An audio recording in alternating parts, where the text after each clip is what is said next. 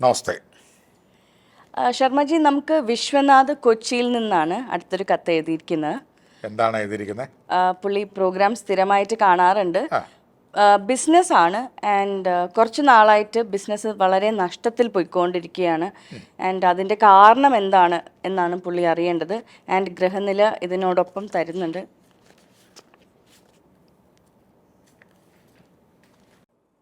വിശ്വനാഥൻ്റെ ഗ്രഹനില പ്രകാരം വിശ്വനാഥന് രാഹുർദശയാണ്. വിഷദ്രാവക ഛായ സാങ്കല്പിക നിഴൽ ഗ്രഹമായ രാഹു എന്ന് പറയുന്ന സാങ്കല്പിക ഗ്രഹത്തിൻ്റെ ദശാകാലമാണ്. അത് ജനിച്ച ലഗ്നത്തിൻ്റെ 8ാം ഭാവത്തിൽ ദോഷസ്ഥാനത്ത് നിൽക്കുന്ന രാഹുവുമാണ്. ശുഭഗ്രഹങ്ങളുടെ ദൃഷ്ടിയോ ശുഭഗ്രഹങ്ങളുടെ കൂടെയോ അല്ലാത്തതിനാൽ അഷ്ടമത്തിൽ നിൽക്കും രാഹുദശ തൊട്ടതൊക്കെ പൊട്ടും, നനച്ചതെല്ലാം തെറ്റും. ഏർപ്പെടുന്ന കാര്യങ്ങളിൽ നഷ്ടങ്ങൾ, കഷ്ടങ്ങൾ, അസഹനീയ ദുഃഖങ്ങൾ, ദുരിതങ്ങൾ, കൊടുക്കൽ വാങ്ങലുകളിൽ നഷ്ടങ്ങൾ, ആരോഗ്യഹാനി, മാനസിക സംഘർഷം, ഇടപെടും വ്യക്തികളുമായി തെറ്റിപ്പിരിയുക, പിണങ്ങിപ്പിരിയുക, തേടിയെത്തുന്ന വെച്ചു നീട്ടുന്ന ഭാഗ്യങ്ങൾ തട്ടിമാറ്റപ്പെടുക, കടം തീർന്നിട്ട് ഒരു സമാധാനത്തോടെയുള്ള ജീവിതം ബുദ്ധിമുട്ടായിട്ട് വരിക, അതുപോലെ തന്നെ തോഹാസിക് കംപ്ലൈൻറ്റ്, ചങ്കിനും കരളിനും ശ്വാസകോശത്തിനുമൊക്കെ നട്ടലിനൊക്കെ ആയിട്ടുള്ള ഏതെങ്കിലും രോഗങ്ങൾ വരിക, അല്ലെങ്കിൽ അപകടങ്ങൾ വരിക, അതല്ലെങ്കിൽ ശ്വാസം മുട്ടൽ പോലുള്ള രോഗങ്ങൾ വരിക, മനസ്സറിയാത്ത കാര്യത്തിനോ അറിഞ്ഞ കാര്യത്തിനോ മുൻകാല ശത്രുക്കളുടെ കുതന്ത്രങ്ങളോ കൊണ്ട് ഏതെങ്കിലും നിയമപരമായ വയ്യാവേലികളൊക്കെ വരിക, വലയും ക്രിമിനൽ കുറ്റമോ തടവോ പിഴ ശിക്ഷയോ, ക്രിമിനൽ കുറ്റങ്ങളോ തടവോ പിഴയോ ഒക്കെ വരുന്ന ഒരു കാലഘട്ടങ്ങളും, അറിയാ കാര്യത്തിന് കച്ചേരി കയറാനും കോടതി കയറാനും, കോടതി കച്ചേരി പോലീസ് സ്റ്റേഷനൊക്കെ കയറേണ്ട ഗതികേടുകളും സാക്ഷി പറച്ചിലും, അതുപോലെ തന്നെ സ്ഥിരമായിട്ട് രോഗങ്ങളും അതിന് വേണ്ട ട്രീറ്റ്മെൻറ്റുകളും ഒക്കെ കൊണ്ട് സാമ്പത്തിക ചെലവുകൾ വരുന്ന ഒരു ദുസ്സഹ കാലഘട്ടമാണ് ഇപ്പോഴത്തെ രാഹുദശ. അതിനി തീരാൻ പോകുന്ന ഏതാണ്ടൊരു 1 വർഷം ചെല്ലുവാനും കൂടിയുണ്ട്. പ്രത്യേകിച്ച് കർക്കടക രാശിയിൽ പെട്ടവർക്ക് കർക്കടകം, ചിങ്ങം, കന്നി, തുലാം, വൃശ്ചികം, ധനു, മകരം, കുംഭം ചാരവശാൽ വാർഷിക ഫലം അനുസരിച്ച് അഷ്ടമത്തിൽ രാഹുവും കൂടിയാണ്.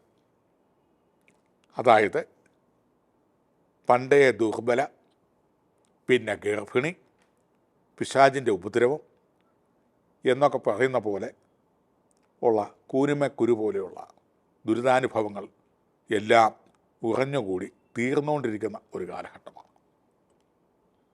ഇനി 1 കൊല്ലം കൂടെ ഈ രാഹുദശയും അതോടൊപ്പം ചാരവശാൽ വാർഷിക ഫലമനുസരിച്ച് അഷ്ടമത്തിൽ രാഹുവുമാണ് നിൽക്കുന്നത്. കൂടാതെ വാർഷിക ഫലമനുസരിച്ച് കർക്കിടകക്കുറായ പുണർതം പൂയം ആയില്യം നക്ഷത്രക്കാർക്ക് അത്ര നല്ല കാലമല്ല. ദാമ്പത്യാദി കലഹം, വിരഹം, വേർപാട്, സാമ്പത്തികപരമായ അധിക ചെലവുകൾ, അസ്ഥിര തൊഴിൽ, അസമാധാനം, സന്താനത്തെ ചൊല്ലി കച്ചേരി കോടതിയൊക്കെ കയറേണ്ടി വരിക, അല്ലെങ്കിൽ അപമാനം, അല്ലെ ദുഃഖം, അല്ലെ ആശുപത്രിവാസം, അല്ലെങ്കിൽ അമിതമായ പണച്ചെലവ്, ഉത്കണ്ഠ, anxiety, uneasiness, unhappy, unnecessary expense മുതലായതൊക്കെ വന്നു ചേരുന്ന ഒരു സമയമാണ്. പൊതുവെ പേരും നക്ഷത്രവും ചേർത്ത് സർപ്പത്തിങ്കലും ശിവങ്കലും ജലാഭിഷേകം ചെയ്യുന്നതാണ്. ഇതമാപപ്രവഹത യൽക്കിഞ്ച ദുരിതമയി യദ്വാഹമവിദ്രോഹ യദ്വാശേവ ഉദാനൃതം ആപോ അദ്യന്നചാരിഷം രസേന സമകസ്മഹി പയസ്വാനഗ്ന ആഗഹി തമ്മാ സംസദവത്സസാം കയാനശ്ചിത്രാഭൂവദൂതി സദാവൃതസഖാ കയാ ശരിഷ്ടയാ വൃതാ സ്കത്വാ സത്യോ മതാനാം മംഹിഷ്ടോ മത്സദന്തസ ദൃഢാജിതാരിജീവസു അഭീഷണസഖീനാം അമിതാതിരിതനാം ശതം ഭവാസ്യൂതിഭി അർത്ഥകായം മഹാവീര്യം ചന്ദ്രാദിത്യവിമർദ്ദനം സിംഹികാഗർഭസംഭൂതം തം രാഹും പ്രണമാമ്യഹം. പ്രത്യേകിച്ച് രാഹുകാലം, അതായത് തിങ്കളാഴ്ച 7:30 മണി മുതൽ 9 മണി വരെയും, ചൊവ്വാഴ്ച 3 മുതൽ 4 വരെയും, ബുധനാഴ്ച 12 മുതൽ 1:30 മണി വരെയുള്ള സമയവും, വ്യാഴാഴ്ച 1:30 മുതൽ 3 മണി വരെയുള്ള സമയവും, വെള്ളിയാഴ്ച 10 മുതൽ 12 മണി വരെയും, ശനിയാഴ്ച 9 മുതൽ 10 വരെയുള്ള സമയങ്ങളിൽ രാഹുകാലം ആണ്. ശരാശരി ഉദയാസ്തമനങ്ങളുടെ അടിസ്ഥാനത്തിലും രാജ്യാന്തരങ്ങളുടെ വ്യത്യാസത്തിലും 1/2 മിനിറ്റ് മുതൽ 3/4 മിനിറ്റ് വരെയൊക്കെ വ്യത്യാസം വരുമെങ്കിലും ജനറലായിട്ട് ഈ കണക്ക് ഈ സമയമെടുത്ത് രാഹു പൂജ ചെയ്യുന്നത് നല്ലതാണ്. രാഹു ഹോമങ്ങൾ, ഈ പറഞ്ഞ സ്തോത്രങ്ങൾ ചൊല്ലുക, ശിവനും സർപ്പത്തിനും മഞ്ഞൾ അഭിഷേകം, ജലാഭിഷേകം മുതലായവ. ജലാഭിഷേകം ഏറ്റവും നല്ലതാണ്. ഈ രാഹുകാലത്തിങ്കൽ ഈ പറഞ്ഞ മന്ത്രങ്ങളൊക്കെ ചൊല്ലി സകല ദുരിതങ്ങളും തീർന്നു കിട്ടാൻ. ഇത് രാഹുദശ തുടങ്ങുന്ന ഒരു 10-16 കൊല്ലം മുന്നേ ചെയ്തിരുന്നുവെങ്കിൽ ഇത്രയും കടവും കേസും പഴക്കും അനാരോഗ്യവും പ്രശ്നങ്ങളും ദുരിതങ്ങളും ഒക്കെ ഒരു 190% മാറി നിന്നേനെ.